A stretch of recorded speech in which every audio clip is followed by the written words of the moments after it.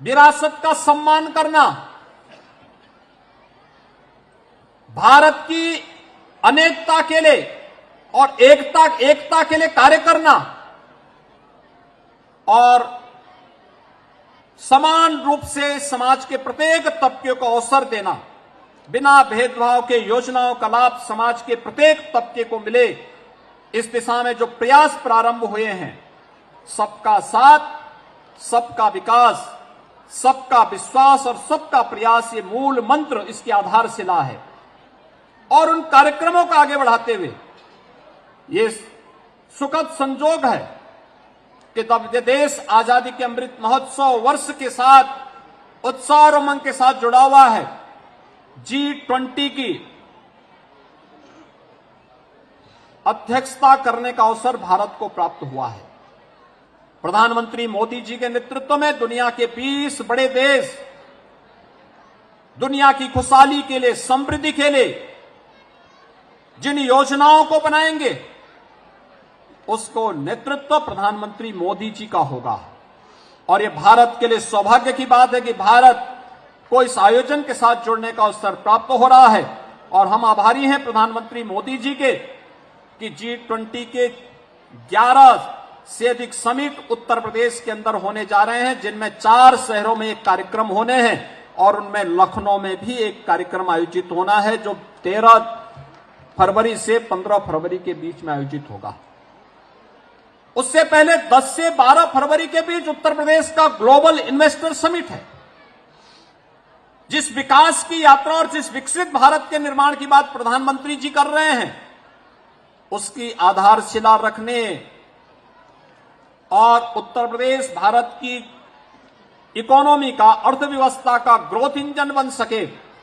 लाखों करोड़ रुपए का निवेश उत्तर प्रदेश में आने जा रहा है। अब हमारे युवाओं को नौकरी और रोजगार के लिए दुनिया और देश के अलग अलग भागों में नहीं जाना पड़ेगा, बल्कि कुछ ही समय के बाद उत्तर प्रदेश के अंदर हमारे युवाओं के लिए नौकरी और रोजगार की ढेर सारी सुविधाएं यहां पर आयोजित होंगी।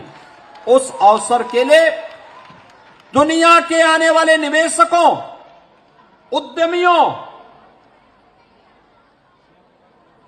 के स्वागत के लिए हम सबको तैयार होना होगा। ये भव्य आयोजन उत्तर प्रदेश के साथ जुड़ने जा रहे हैं और इस भव्य आयोजन के साथ जुड़ने का अवसर हम सबको प्राप्त हो, इस विश्वास के साथ आज यहां पर उत्तर प्रदेश दिवस का एक कार्यक्रम अगले 3 दिनों तक चलेगा। आज हम लोगों ने रानी लक्ष्मीबाई और लक्ष्मण पुरस्कार से और विभिन्न हस्तशिल्पियों, कारीगरों को यहां पर सम्मानित किया है। कल दिन भर अलग अलग कार्यक्रम चलेंगे और जब ये देश अपनी आजादी का गणतंत्र दिवस आयोजित कर रहा होगा, संविधान अंगीकार करने के दिवस के रूप में हम लोग 74वें गणतंत्र दिवस के भव्य आयोजन के साथ जुड़ रहे होंगे। प्रातःकाल परेड के साथ जुड़ने का अवसर हमें प्राप्त होगा, तो उसके अपराह्न में कॉमनवेल्थ गेम्स में और नेशनल गेम्स में जिन खिलाड़ियों ने उत्तर प्रदेश के माध्यम से देश के लिए मेडल जीते हैं, उन्हें राजभवन में माननीय राज्यपाल महोदय के कर कमलों से सम्मानित करने का कार्य और उनकी पुरस्कार राशि को वहां प्रदान करने का कार्य भी हम लोग वहां पर करेंगे। इस अवसर पर मैं एक बार फिर से उत्तर प्रदेश को जिस अंधकार से निकाल करके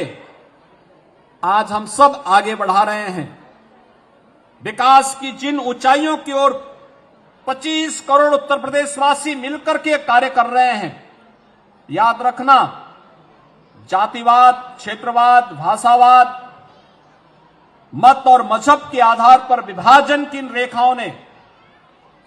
उत्तर प्रदेश की अपूर्णीय क्षति की है। एक और इन विकृतियों को सर्वथा समाप्त करके हमें उत्तर प्रदेश को देश के समृद्धतम राज्यों की श्रेणी में खड़ा करने के संकल्प के साथ आगे बढ़ना होगा। समृद्धि के सामने के जो सबसे बड़ी चैलेंज हमारे सामने होगी, वह सबसे बड़ी चुनौती होगी कि जो ये विभाजनकारी ताकतें हैं, जहां इन्हें बेनकाब करना होगा, भ्रष्टाचार पर जोरदार प्रहार करना होगा। वहीं दूसरी ओर सभी लोगों को 25 करोड़ उत्तर प्रदेश वासियों को मिलकर के उत्तर प्रदेश को भारत के ग्रोथ इंजन के रूप में विकसित करने के प्रधानमंत्री जी के संकल्प के साथ जुड़ना होगा। इस संकल्प के साथ आज उत्तर प्रदेश दिवस की मैं सभी उत्तर प्रदेश वासियों को देश और दुनिया में जहां कहीं भी वे रह रहे हैं उन सबको हृदय से बधाई देता हूं, अपनी शुभकामनाएं देता हूं और मैं विश्वास के साथ कह सकता हूं कि हम सब मिलकर के एक भारत श्रेष्ठ भारत की